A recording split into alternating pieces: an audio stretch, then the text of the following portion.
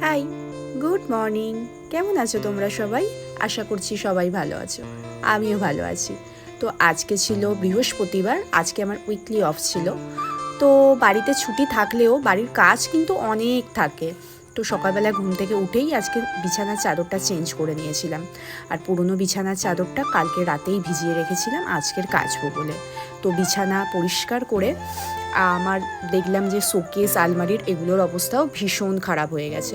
আমি প্রত্যেক সপ্তাহে এগুলো মোছামুছি করি, তবুও কেন জানি না এত ধুলো কোথা থেকে আসে। আমাদের বাড়িও রাস্তার ধরে নয়, তাও এত কেন ধুলো আসে কে জানে।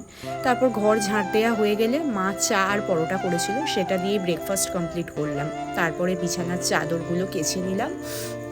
কেচে নিয়ে দেখলাম ফ্রিজে কটা ঢ্যাঁড়স পড়ে আছে, ভাবলাম রাতে রান্নাটা করেই রাখি।